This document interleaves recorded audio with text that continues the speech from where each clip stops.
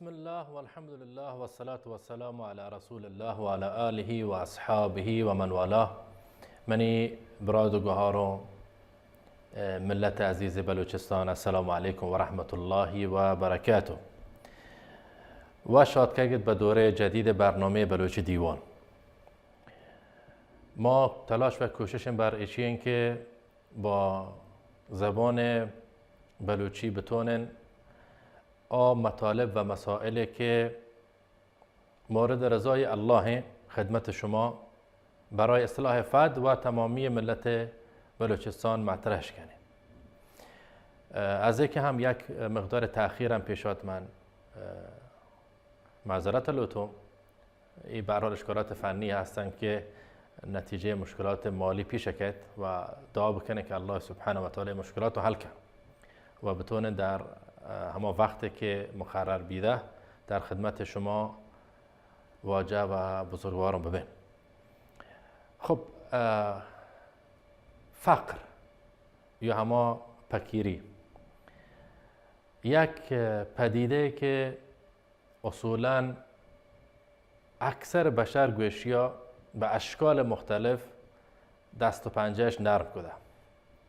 دنیایی که الله سبحانه و تعالی خلق کده، در این دنیا تمام چیز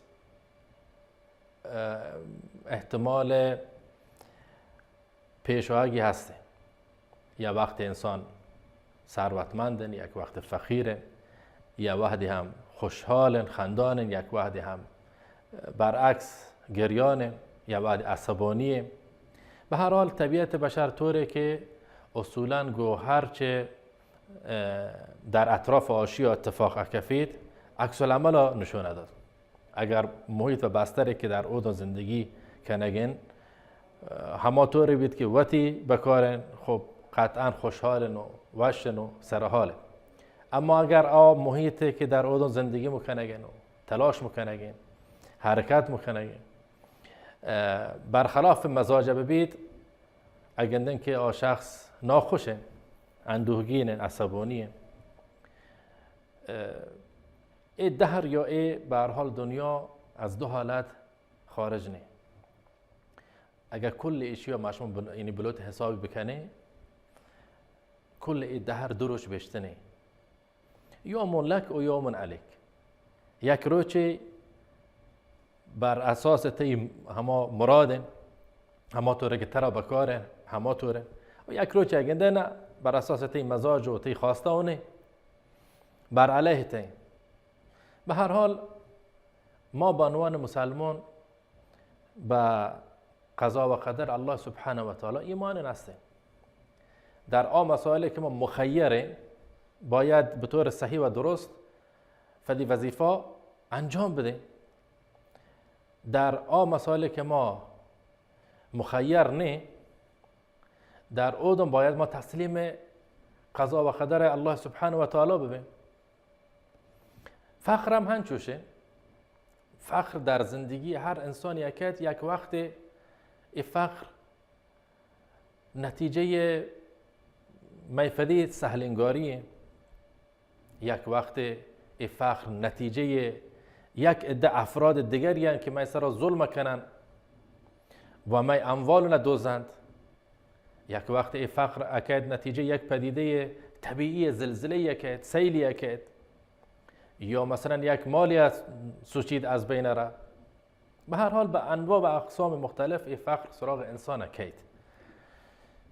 من زیاد انالتون در مورد که فقر چطور اکید من بنندون و عواملونی اسبابونی مطرح بکنم. من لطفاً بگم که فقر هر چیزی که هسته، الله سبحانه و تعالی به ما به عنوان مسلمان راههای پیشی داشته که اگر این راه ما درست بره، مطمئن ببید که از فقر نجات پیدا کنی. وقتی اگرشون که از فقر نجات پیدا کنی، منظورش نه که حالا خلاص شفته اواسپه و بانگا که افاوا پادکوی یک بستری از پول ها چهرتی بالش دایره. نه، انسان نفس، انسان روح، انسان فکر، انسان ذهن آرام بید. انسان احساس کن که من از این مادیات دنیا دیگه هیچ یعنی تقریبا به نیازی و نیستن. قانع اگر هستنی قانع، اگر نیستنی قانع. پس بیایم ما به جنگ و فخر بریم به عنوان مسلمان. ما را کار به دیگر رو نیستن که اصلا همچین اعتقاد اصلا نه به اسلامش نه به دینش هستیم. فکر کنه هر چی کسی در همه دنیا ما فقط و فقط کار کنه، تلاش کنن و ایشونوش کنن و تموم بیداره. ما حساب چوش نه. ما به عنوان مسلمان معتقدیم که این دنیا یک مقدمه به یک زندگی جاودان، یک زندگی همیشگی و همچنین آخرته. یک مسلمان دچار فخر بید به علتهای متفاوت. یک وقت فخر ابتلاء امتحان از جانب الله سبحانه و تعالی و هنچو که قبلا ذکر کنم یک وقتی اگه که نتیجه میفدی اعمال و سهلنگاریونه. و به نظر من باور بکنید به عنوان یک مسلمانی که قبول کنه که الله سبحانه و تعالی را ما باید عبادت کنیم، به عنوان یک مسلمان قبول کنه که ما رب یکی و رب دیم داده محمد مصطفی صلی الله علیه و آله و سلم به عنوان آخرین نبی و به ما واجبه که پیرو الله اوامر رو ببین و رسول الله صلی الله علیه و آله و سلم سنت صحیحه ببین. به عنوان ای فرد و ای شخص مسلمان ما باید به شکل صحیح و درست بتونن فدا از روزنه های فخر رد بدیم و راه حل هم الله سبحانه و تعالی به مشمع امت اسلامی در قرآن کریم و در سنت صحیح رسول الله صلی الله علیه و آله و سلم مشخص کرده. ما معتقدیم که ما در این دنیا نیاد کنیم که جمع بکنن و بورن و خوش ببون و ما معتقدیم که ما به عنوان یک مسافر در این دنیا حضور هسته، با کمترین طمع باید ایفدی دنیا بزیرن و بگازین و نتیجه فهم که آخرت ببید منتظری ببید. تلاش، کار، کوشش، زحمت ای از اسبابی که الله سبحانه و تعالی در این دنیا به ما ایر کدگن. در این مسائل الله سبحانه و تعالی ما را مخیر کده که بچا ته انسان اگر الوته که یک رزق یا کسب کنه باید کار کنه، باید تلاش کنه، باید کوشش بکنه. اما ایتی تلاش و ایتی کارا ایتی کوشش یک مقدمه هستنی، یک شالوده هستنی، یک پایه هستنی، یک قاعده اصلی و اساسی هستنی. اگر تا این قاعده اصلی و اساسیت خوب گفت به اشیا خوب عملت کو، من الله سبحانه و تعالی ترا هیچ وقت دچار فقر نکنم. چه ما اگر تلاش کنین، اگر کوشش کنین، اگر صاحب تخصصه، اگر صاحب یک فن و حرفه، در تمامی این حالات باید یک قاعده خیلی مهمه به عنوان مسلمان در فد زندگی ها مراعاتی بکنه تا می روح، می فکر، می ذهن چه مادی و چه معنوی خیال کاملا راحت ببید به اشیا که الله سبحانه و تعالی می خیر و مصلحت و بهتر از اون. و این فقری هم که مروش دست و پاگیر ما بیده، امید هست که الله سبحانه و تعالی در اشیا خیر به ما ایر کند، به خاطر اشیا که ما قاعده و اصول که الله سبحانه و تعالی ما را گشته ما اشیا مراعات میکنه. پس اگر فقری اکد یک ابتلاء. رسول الله صلی الله علیه و آله و سلم فقیر بیده. اکثر انبیاء الهی اکثرش فقیر بیدگند، چوپان بیدگند. حتی یک زمان بیده که لوگه لافش دو سه دونه جودون هم پیدا نبیده که فدی رمقا بزیرند، فدی شدا بزیرند، حداقل یک کمین پری بکنن. هم چه افرادی؟ افراد صالح، افراد نیک. و حتی از انبیاء الهی. شما وقتی که داستان صالحین اوانین یا افراد متدین اوانین، اولین مسئله که در ایشون زندگی ما شما ملاحظه کنید ایشون فقره. بله چطور بید که این انسان فقیر تونتی تبدیل ببید به یک انسانی که روچا بعد از مرگ مشما از آشیا به عنوان یک انسان صالح و نیک یاد کنی، یک مرجع از آشیا یاد کنی. چی بید؟ ایش این که ایشون یک قاعده یک مهمی در فدی زندگی در هر حالت پیاده کو و تمسکش جست به این قواعد که الله سبحانه و تعالی در باب مسائل مرتبط با امور مادی زندگی عنوانی کده به هماشی و به همان مسیر که الله سبحانه و تعالی تعیین کده حرکتش کو و به هیچ وجه از فقر و فاقه‌اش هم نترسید. و الله سبحانه و تعالی اگر ایشی از نظر مالی ثروت نادن، بله ایشی قانع کدن از نظر قلب، از نظر فکر، از نظر روح و روان. پس روچا مشما تمام از اونه که ملت بلوچستان دچار فقر شدیده. این ملت نه مروچ بلکه در گذشته هم هنچوش بیده، الان هم هنچوشه. ما در جاه جای بلوچستان وقت گندگن که ملت بلوچ چطور زندگی میکنن، چطور فارن، چطور گرفتاره. و این حقیقتا درد آوره، رنج آوره. منگش اشیا یک سری عوامل هستن که باعث بیده ملت بلوچستان چوش ببید. یا وقتی گنده یکی اموال این ملت یا دزدید و ظلم کن و این ملت فقیر بید. و من انلوتون در مورد این عواملون گپ بجانم. من انلوتون بیایم سراغ اصل قضیه فقری که روچا من و شما مثلا باشی و مبتلا این. چی کار بکنی؟ شف اکوین فدی لوگون فکر و ذهن تمام چیز مشغولن که یا الله الان چون هستیم، منا چوک ها، منا جنم، منا لوگ ها، منا خرجه، بله هیچ چون نیستی، کارم نی، تمام چیز بندن. و ادو نبید که انسان دچار تزلزل بید یا دچار امتحان ایمان بید که ایش ایمان چطورتون ایشیا بداری در ای وضعیت بسیار بد و اسفناک و خطرناک. چه بسا انسان‌های بیدگن که والعیاذ بالله وقتی به همچنین مسائل مبتلا بیدگن به فقر که هیچش دیگه نبیده، هم والعیاذ بالله هم فدش کشته و هم فدی چوکش کشتگن. و این از ضعف ایمان یک انسان مسلمانه. چه بسا انسان‌های بیدگن که استقامتش کده، مقاومتش کده و همچنان شکرانه الله سبحانه و تعالیش ادا کده. ما عکس العمل در برابر فقر باید چطور ببینید؟ این خیلی مسئله مهمه. چون فقر کیت آشه که مروچ هم صاحب یک ثروت، یک روچی هم انسان فقیر بیده، یک وقت فقر سراغ ایشی آدکه مطمئن ببید.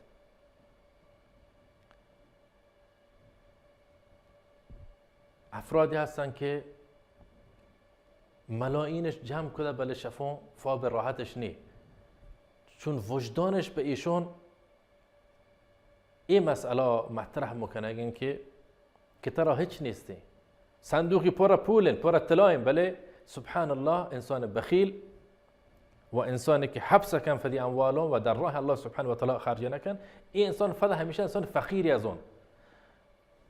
علامتی چه؟ علامتش که اترسیدی حتی یک ریال خرج یک مسلمان یاب کرد. چه ایشی مال بهش نفعی نداد. فقر همانطوری که من خدمت شما سروران محترم عرض کد اکید، اما ما به عنوان مسلمان چطور در جنگ گوی فقرا بریم، چطور گوی فقرا ما جنگ بکنیم، چطور ما این فقره دیما بوشتین. ایشیا انشاءالله تعالی بعد از اینکه این میان برنامه کوتاه اگندن یک شعری مطرح کده و این شعر رو عشق کنن انشاءالله کلمات چند و اکوینو به جنگ با فقر رین از راه قرآن و سنت صحیح رسول الله صلی الله علیه و آله و سلم. این یک میان برنامه اگندن و من در خدمت شما بودم.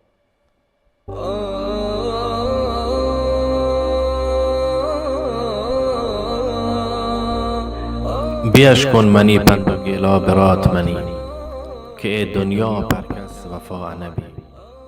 فرعون که وطه برستر از الله دی، پیشورند و کبر و غروری چی بی. اگه به مال دنیا دلت وش کتا، بچار که الله چه دا به سلیمان نبی. شکری گازه تو گشتی که یا الله غنی، هرچه منا گونن یک روچ جست بی. آروج من ضعیف و ته الله هسته قوی، زونون که قیامتا این نعمتونی حساب بی. بیش کن منی پند و گیلا برات منی، که ای دنیا پر کس وفا نبی. اگه با وطی ورنایی و زورا ترا فخر بی، ای بهار دی یک روچ حلاس بی. گراگو منی ربا تی حساب بی، دیگه آورنایی تو زورت پلکی گاره بی. بیش کن منی پند و گیلا برات منی، که ای دنیا پر کس وفا نبی. ای بروتون که مروش تشو تاو ده، و تی تفنگا مسکینی سرا دور ده. برات و راجا به درهم دشمن دسته ده. ای چاره روچ داکوگری تی گزی، گرات قبرات را لوگ جاه بی. دروازه دوزخ تی سرا باز بی، رندا از اونه که ظلم حساب گو الله چون بی. بیش کن منی پند و گیلا برات منی، که ای دنیا پر کس وفا نبی. هرچه تی چم از دنیا گندید، یقین کن که دیر و زود حلاس و گار بی. او منی جاش که برات و مکرانی بلوچ، بزیر ای پندا که دنیا پر کس قرار نبی. هر کس په نماز و عبادت گوتی ربا یا ربی. آ چیزی که ترا ته قبرا دستگیر بی، هیچ نن بغیر کتاب الله و سنت نبی. بگر راها دینه یا که ای قیل و قال گار بی، چون ده نگن و رزق حلال بلود که ای دنیا زوال بی. پا گناه و معصیت تی دنیا و آخرت برباد بی، والله که یک سر بسجده پا الله گار نبی. مو دنیا و آخرتا همه خیر ترا دستگیر بی، پا محبت الله و رسول یا هرچی غمن گار بی. بیش کن منی پند و گیلا برات منی، که ای دنیا پر کس وفا نبی.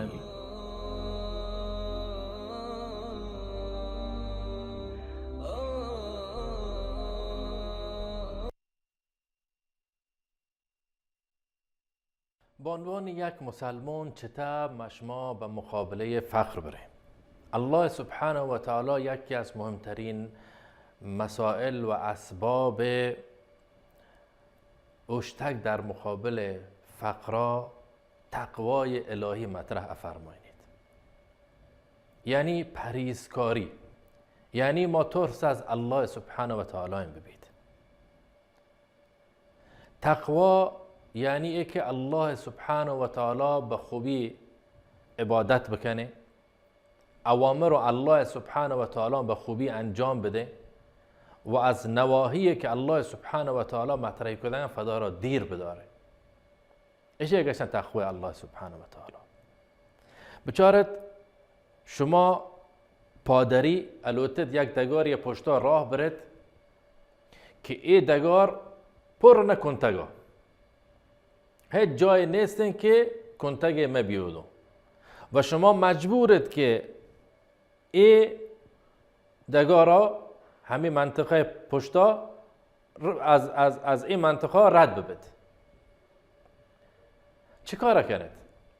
فدی حواسا، فدی ذهنا، فدی فکرا، فدی تمام چیزا جمع کند که طور این منطقه راه برد، طور این دگار پشتا راه برد که کنتگش ما پادا منندید.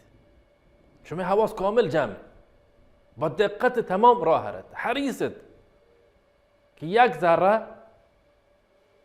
این کنتگ شما پادا منندن. تقوای الله سبحانه و تعالی پیشه کنگم هنجوشه. یعنی یک انسان مسلمان، یک انسان مؤمن حریص بر اشیا که یک لحظه الله سبحانه و تعالی از فد ناراض مکند. یک مسلمان حریص که الله اوامر رو مو به مو و با دقت تمام انجامش بداد. یک انسان مسلمان حریص بر اشیاء که الله نواهی و با حرص تمام فلا دیر بدارید و مرتکب معصیت و گناه مبید. تقوا همچوش دوستان عزیز و محترم. اگر انسان به این درجه از تقوا رسه که الله سبحانه و تعالی اوامر را با دقت تمام انجامش بداد و حریص ببید که مرتکب معصیت الله سبحانه و تعالی مبید، الله سبحانه و تعالی هیچ وقت ایشو دچار فقر نکن. منظور از این که هیچ وقت ایشو دچار فقر نکن چین؟ منظور ایشن که این انسان وجدانی همیشه راحته، نگران و پریشان فقر هم نه. الله سبحانه و تعالی ایشی سینا چنان گشاده کن که در مقابل هر فقری اوشتید. ایشی قلب الله سبحانه و تعالی چنان مملو از ثروت معنوی کن که این انسان فقرا در آغوش فدا گیبت و اصلا فکره هم نکن. چرا؟ چون این شخص به این یقین رسیده که الله گو منه و الله منو مرگ نکند و الله منو به دست فقر نسپارید و الله به من یک در باز کند. دلیل من الوتو است کتاب الله سبحانه و تعالی به شما بگشم. بچارت الله سبحانه و تعالی چطور انسان پرهیزکار و با تقوا وعده داد. گوش کنید. الله سبحانه و تعالی در سوره طلاق آیه 2 و 3 فرماش کند که اعوذ بالله من الشیطان الرجیم بسم الله الرحمن الرحیم و من یتق الله یجعل له مخرجا و یرزقه من حیث لا یحتسب. و من یتق الله، هر کسی که از الله سبحانه و تعالی بترسیدید، یعنی الله تقوا پیشه بکن، پرهیزگاری پیشه بکن، هنچوش که من توضیح داد، الله سبحانه و تعالی وعده داد یجعل له مخرجا، یک روزنه به اشیا باز کند، یا راه به اشیا باز کند، و یرزقه من حیث لا یحتسب، و از جایی که اصلا گمان نگیبت، فکره نکن، الله سبحانه و تعالی اشی رزق رسونید. شما افدی لوگا درکفه انسان متقی و مؤمنیه و تقوات پیشه کده، در ذهن تا ایشه که من ارونگو فلانی بلکه من قرضی بداد، مثلا حرکت کنه که در بکفه، بل الله سبحانه و تعالی یک شخص دیگه تی دیمو ایرکند که فلانی ایمانا کمن پول هستن و تا محتاجه بزیرشند کی تا یک وحد دیگه الله چن کریمه. چوش الله سبحانه و تعالی انسان با تقوا کمک کند و این وعده الله سبحانه و تعالی. دوستان عزیز بچارت شما فرض بکنید که در امتحان کنکور وزارت مثلا تربیت و تعلیم یا چه شنتی وزارت آموزش و پرورش اعلام کند که هر کسی که نفر اول کنکور ببید ما 500 میلیون تومان اشیا جایزه ده یا 500 میلیون تومان اشیا ما انعام ده و این در تمام جا پخش بید. وقتی که پخش بید و در تمام جا اعلام رسمی بید، آن موقع نفر اول هم فدی 500 میلیون تومان نگیب دیگه، درسته؟ ای در باب مسائل بشریه، ای در باب قول و وعده های بشریه. حالا ما در باب وعده که الله سبحانه و تعالی به فدی بنده داد چا ما بگشه؟ آیا ابید بگشین که الله سبحانه و تعالی والعیاذ بالله وعده والعیاذ بالله استغفر الله حق نیند؟ کس یا هیچ انسان مسلمان جرأت نکنه که چوش بگشی. بفا اجازه نداد که همچنین چیزی در حق الله سبحانه و تعالی بگشی. و هر کسی که برای اعتقاد بید والعیاذ بالله داخل در کفر بید.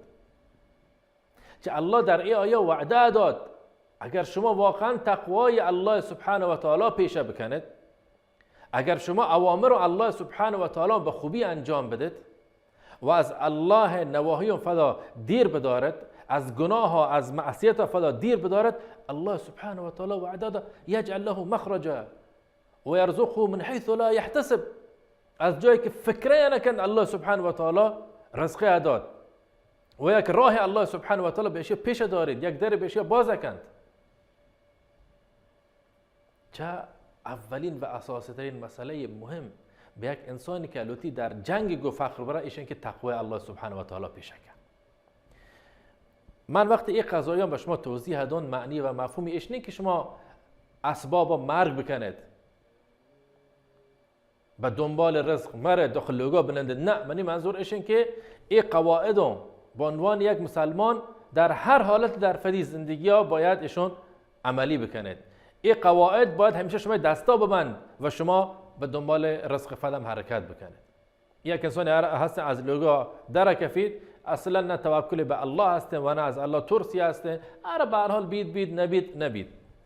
بحث من اصلا ایش نه، بحث من ایشه که ما به عنوان یک مسلمان اگر البته در جنگ گو فخر بره باید یک سری اصول و قواعد به خوبی مراعات بکنیم که مهمترین این اصول و قواعد همیشه که اولا ما تقوی الله سبحانه و تعالی پیشه بکنیم. چطور یک انسانی که نه نماز کند، نه الله عبادت کند، نه صدقه داد و نه اینکه عمل صالح انجام داد، الله اصلا شمشته، الله دینی شمشته، فدی زندگی با بینمازی گازی نگه و نومی هم مسلمانن. چطور این انسان انتظار هستن که رزق از هر جا به اشیا ببارید؟ قطعا هر کسی که دنیا بلوتید الله سبحانه و تعالی دنیا ادا ولی آخرتی نیست. ما گنده که خیلی از انسانهای غیر مسلمان کافر بهترین زندگی ها مروچ کنایند، بهترین آب و هواش هسته. بچه خاطرش که ایشون دنیا لوتده، الله سبحانه و تعالی ایشی هم دنیا داده هم بزیرتی. ولی ما به عنوان یک مسلمانی که متعهدن بر ایشیا که ما را آخرت بکار، یک چیز بالاتر از دنیا ما را بکارن، باید حواسن جمع ببید که همه طوری که اسلام قبول کده، همه طوری که فن مسلمان زنده، به همه مسیری که الله سبحانه و تعالی الوتید هم حرکت بکنی تا جواب فدی عملا به خوبی ما بگیره. اگر عمل خوب بید جواب خوب آگیرین، اگر عمل بد بید جواب بد آگیرین. ما آخرت لوتده، آخرت که مفتی ندند. یک انسان بیاد به خاطرش یا که صاحب ثروت ببید، صاحب مال ببید، مردم دنیا بسوی چینید، دزدی بکن و بکوشید و ظلم بکن و بعد این انسان هم ما هم بگشه که بله ایشیا پول ها، خب ایشیا پولی هستن ولی ایشیا چی کو؟ این پولی چطور آورد؟ انسان دنیایی بفت گفت حالا با ظلم، با دزدی و با هر چی که هستیم، ولی فدی آخرتی سود. و ما معتقدیم که زندگی اگر هسته زندگی آخرت، نه زندگی دنیا. 60 سال 70 سال 80 سال تمام بیداره با هر چی مصیبته، با هر چی مشکلاته، با هر چی گرفتاری این دنیا یک روز تمام بید.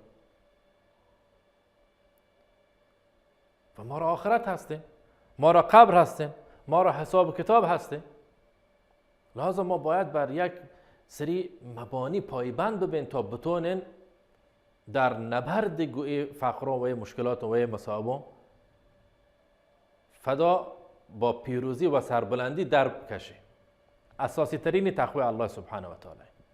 اگر یک ملک مردم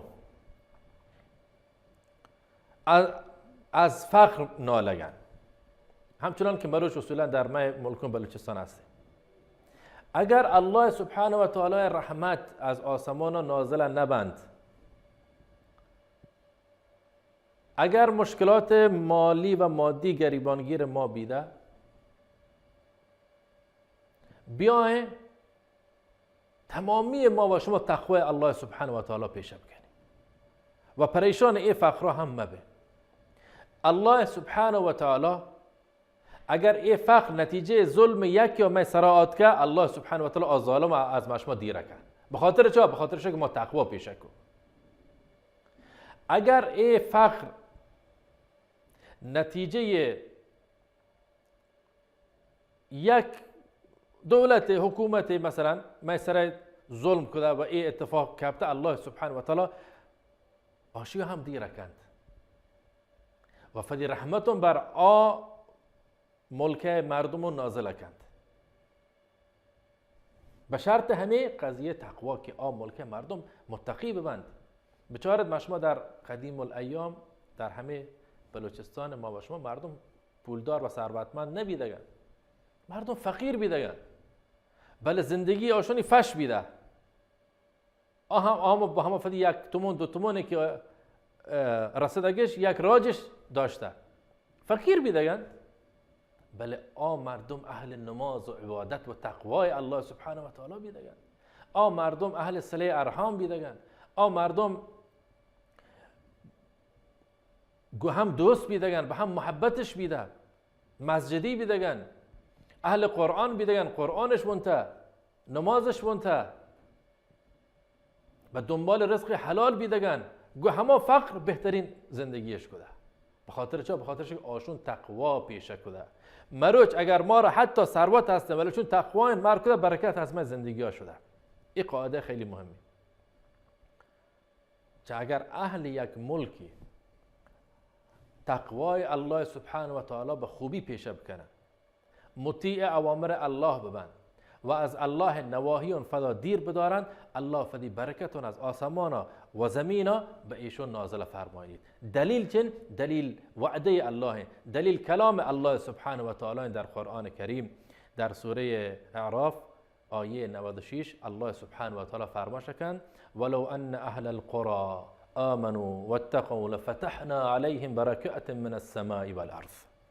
اگر اهل یک ملکی، بشارت الله سبحانه و تعالی فرمایشن، اگر اهل یک ملکی به من الله ایمان بیارن، یعنی مؤمن بمن، یعنی تصدیق قلبی بکنن به من الله سبحانه و تعالی، آمنوا واتقوا و تقوا پیشه بکنن، بشارت ایدن هم بازم مسئله تقوا پرهیزگاری و تقوا پیشه بکنن، من الله سبحانه و تعالی گو ای ملک مردمون چیکار کنن؟ چطور من تعامل کنن؟ الله سبحانه و تعالی فرماشه کن لفتحنا علیهم برکات من السماء والارض. ما فدی برکتون از آسمان و زمین بهشون نازل کنی. چه این دعایی که من خدمت شما وند نشون داد که الله سبحانه و تعالی فدی بنده متقیا مرگ نکن. و مهمترین اساسی ترین مسئله جنگ و فقر، مقابله با فقر، ایشن که ما در هر حالت تقوی الله سبحانه و تعالی پیشه کنیم. الان ترا هیچ نیستین لوگه لافت، الان تا فقیره، الان تا محتاجه، فدا وصل بکن به الله سبحانه و تعالی، تقوا پیشه کن، الله اوامر رو خوب انجام بده. اگر دچار معصیت بیده، معصیت و گناه مرگ کن، بچار که الله سبحانه و تعالی گوی تقوایی که تی پیشه کنه چطور ای فقر است دیره کن. اگر ظالمی به تا مسلطین، الله سبحانه و تعالی ای ظالم است سرا دیره کن، شر کم مکن. بیشتر مسائلی که به انسان پیشه کرد، خاصتا مسئله فقر، باور بکند نتیجه عمل خود انسان. یک انسان مسلمان منی منظور و مراده، یک انسان مسلمان اگر دچار فقر بید، بیشتر از هر چیز دیگه باید فدی حالاتون باید بچارید.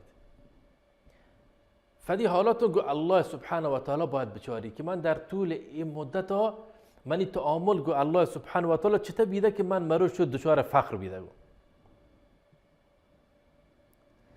یک وقت ای فقر کرد امتحانه از جانب الله، شخص مؤمن متقی با تقوی اما فقیره، احتمالا وجودی هسته. در این حالت انسان یک چیز الله سبحانه و تعالی ایشی داد به نام قناعت، راحتی نفس، راحتی فکر، که انسان شف راحت واس بید. ایش نه فقط که یک پول بداد و بگشه که حالا من از فقرات درک کردم، نه، بلکه الله سبحانه و تعالی تی وجدان قانع کرد. طرف فقیرن بل انسان مؤمنی شب راحت فی سائره که عواز بید، اگه شید که الله کریمه. من وظیفه وشه که الله تقوا پیشه بکنم. من الان دچار فقر بیدگم ولی یک تیکی آدکه من لوگه داری جده که فلانی تا پکیریه بیاگو منی کارا منی گرا والعیاذ بالله مخدرات کارا بکن. شخص فقیره محتاجه یکی از آدمکت لوگه دفجن که فلانی تا فقیریه بیاگو منی گرا کار کن 4 آدم هم بزی بها کن من ترا پیسه ادو ادونین که تقوی الله سبحانه و تعالی پیشه کنه یا نه. الله سبحانه و تعالی ترا ادون امتحانه کند. الله سبحانه و تعالی الوتید بچاری که تا آیا واقعا ایمانت هستن وجدانت هستن از الله ترسی یا نه. اگر انسان متقیه اگر انسان با تقوایه و ترس از الله هستن ایشون جواب چه ده؟ اگر شه بابا منو مرگ بکشی ولی من دست به حرام نجم، منو مرگ بکشی ولی من به خاطر 2 ریال دنیا فدی مردم و فدی طایفه بها نکنم. ادونه که الله سبحانه و تعالی فدی دروازه رحمت و بتی دم باز کند. اما اگر فدت بها کو به دیگریا و پشتت کو به الله سبحانه و تعالی ادونه که الله سبحانه و تعالی تی زندگی سر تا سر فقر کن. از همه لحظه که شروع کو به معصیت الله تا همه وحده که از دنیا اره فدی دنیات از دست داد فدی آخرت هم از دست داد. لذا چون وقت نیستین من اکتفا کنم به همین یکی مسئله تقوای الله سبحانه و تعالی پیشه بکنیم. ای از مهمترین اسباب مقابله با فقرن. مسائل دیگری هم در ای باب هستند که ما اتونیم به مقابله با فقر بریم که ایشون ان شاء الله تعالی در هفته های بعد خدمت شما من مطرح کنم. من وعدم نوخی هفته همه وقتا ساعت 9 الی 9:30 همچنین وقت دیگه شاید یه اشکال فنی پیش بیاد که ما بید همه لحظه بریم بله بین 9 تا 9:30 ان شاء الله منتظر ببید که همه بحثا با هم ادامه دن و یک دیگر از اسباب مقابله با فقر از قرآن و سنت صحیح رسول الله صلی الله علیه و آله و سلم من خدمت شما مطرح کنم. موفق مایید و تندرست بید. السلام علیکم و رحمت الله و برکاته.